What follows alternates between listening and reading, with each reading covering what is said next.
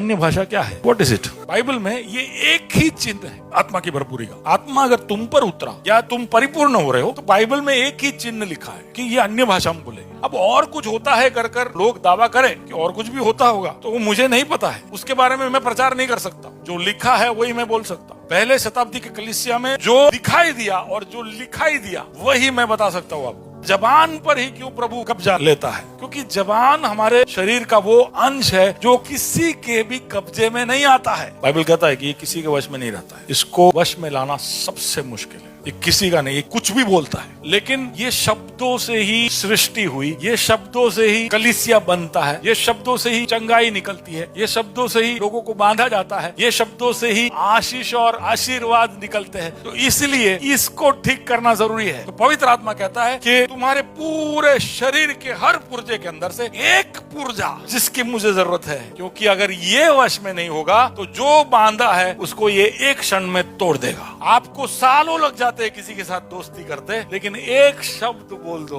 20 सालों की दोस्ती और रिश्ते खत्म। बोले इसको वश में लाना जरूरी है, और इसलिए पवित्र आत्मा जबान पर उतरता है। याकूब के पुत्र में लिखा है कि जबान नरक कुंड की आग से जलता है। तो इसके सोर्स को पवित्र आत्मा उठाकर स्वर्ग की ओर ले जाता है। बाबेल की कहानी जब पढ़ोगे तो उस इमारत के वक्त इंसान की भाषाओं को अलग कर दिया गया था। तब तक इंसान एक भाषा बोलता था, लेकिन फिर नए नए भाषा उद्भव हुए। लेकिन पवित्र आत्मा उतरता है और ये जबान को छूता है और हम कलीसिया की भाषा को एक करता है। जबान को छूकर वो बताता है कि मैं तुम्हें जोड़ रहा हूँ, तुम स्वर्ग की भाषा बोलोगे। तो जबान को इसलिए वो छूता है और आग इसलिए उतारता है, वो बताने के लिए कि मुझे इसका कब्जा चाहिए, मैं इसे बदलूंगा, मैं इसको तुम्हारे तरफ से समर्पण के रूप में चाहता हूँ।